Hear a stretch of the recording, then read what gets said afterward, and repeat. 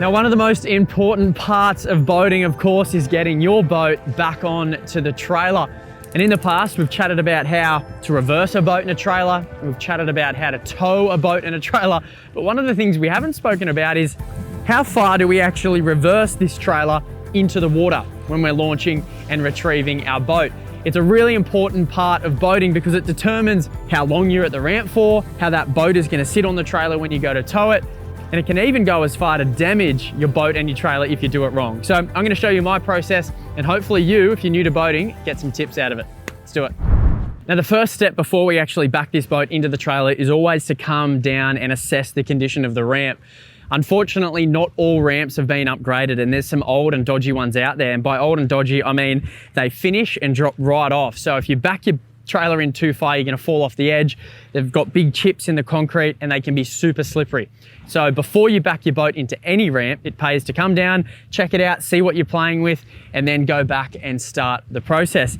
Today's conditions are terrible. The water is murky. I cannot see the ramp, but luckily I've launched at this ramp hundreds of times, so I know what I'm dealing with. So this is what it looks like when your trailer is submerged way too deep. I've gone way too far into the ramp here, and I'm gonna retrieve my boat to show you some of the things that can go wrong. Starting with right here. Firstly, when you winch your boat up, you're gonna get wet. It is not necessary to go this far down into the ramp.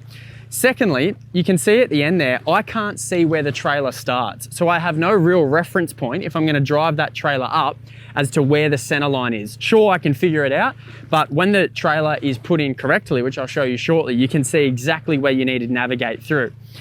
Number three, which is the big one, is that your boat isn't gonna sit on the trailer properly because it's gonna float on and off. So what we need when the boat hits the trailer is a traction point. It needs to get traction and then we can drive it up dead center. In this instance, that boat is going to float on top of that trailer all the way up, way further than it needs to be, and potentially be misaligned, and I'll show you what that looks like shortly. So what I'm going to do now, I'm going to go up and I'm going to drive this boat on incorrectly when it looks like this, and you can see some of the problems I'm talking about. So I've just come into the trailer there, and I've had to guess where that first runner is, which is not ideal because I need to hit that first runner smack bang in the middle. And now I'm actually not on that first runner because I've missed it, which means I'm going to have to back out a little bit here.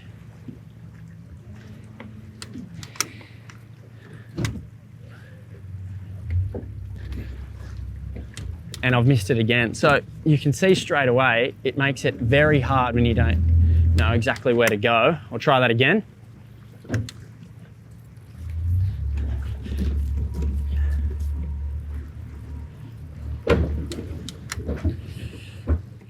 Now that I'm up on the trailer, you'll see how far I've had to come up in order not to float. I'm right up here, but the boat is still, you can see me rocking there. That means the boat is floating. It's not actually sitting on the trailer right now. There's still water under it.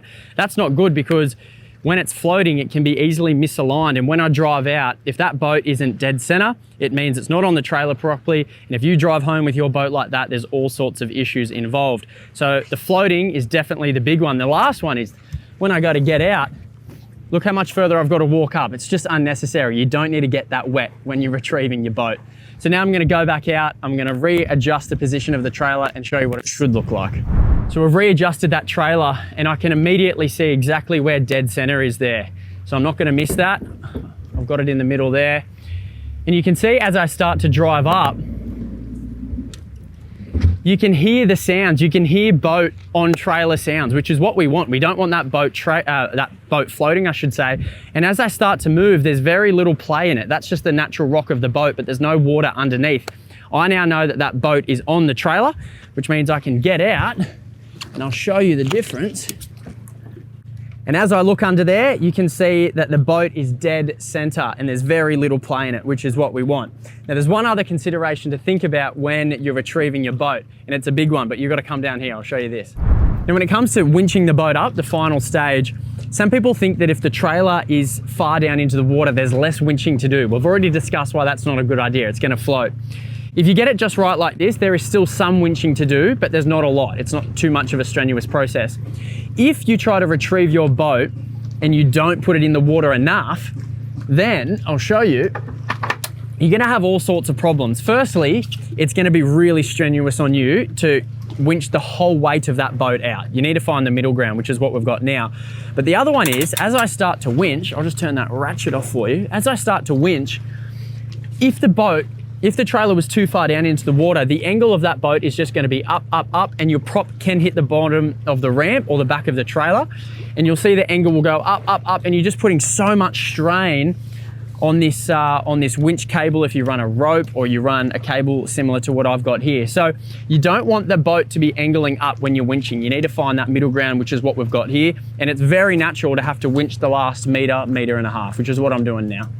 When it comes to launching your boat, so you get to the ramp, you're all excited. Now you need to know how far to come back into the water. A couple of things to consider here. Number one, this stage of the process is all about control. And by control, if you go too far down into the water and the boat starts to float while it's still attached here, or you've already unattached it from the trailer, it can potentially now be subject to the wind, the tide, the currents, which is what we don't want at a busy boat ramp. It's not busy here now, but it does get busy. So if there's too much water under the trailer, you have no control over it. The boat will float up and it will start to go left and right. And if it's just you, you've got chaos. Number two is when you've got the weight of the boat on the trailer, we do not want that trailer going too far and falling off the back of the concrete slab. That's going to cause all sorts of issues for your wheels, your trailer, and there's too much pressure on that while the weight of that boat is on there. The last thing to think about is when we unhook it from here, we do want a little bit of angle there. So when we push, there is some momentum for that boat to slide off, and then we have complete control of it. When you've already gone in too far and you go to push, it's just going to float off, and you don't have any control about pushing that boat out away from other people at the ramp. So what I'm going to do now is I'm going to show you my process on getting this trailer off the ramp at the ideal depth, and I'll show you some problems that you can have if you go in too far. Okay, let's get this boat into the water. So you'll see it's all unhooked, and when I jump on, it's not rushing off, because if you go too shallow and the angle's too high, it would rush off. If we were too deep, it would start floating off. So that's the ideal scenario there. I start the motor, I've got complete control over the boat. It hasn't gone anywhere, it's not floating. Hit it in reverse, a little bit of reverse, and off it goes. I've had control over that boat the entire time. Now I'm going to show you what not to do. I've just pulled the trailer out so it's nice and shallow, and I see a lot of people do this. You'll see how much of that wheel is actually in the water, and the back of the boat and the motor is nowhere near the water. I think people do this because they fear about getting their trailer covered in salt water. That's what they're built for. I would not worry about that. There's way bigger issues. Starting with the fact that, firstly, if I were to unhook this now and you've got slippy rollers, that boat's going to go back, and if it's too shallow at the back of the ramp, your boat's going to hit the bottom. Number two, if the angle's too high, which it is right now, and I were to undo that and you've got someone at the back there, you have no control over your boat. It's going to fly off, and if you're not prepared and have your ropes ready, it is gone.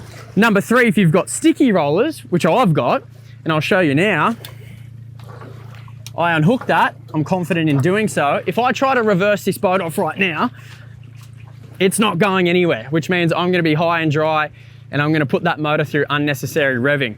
So this is not a good scenario.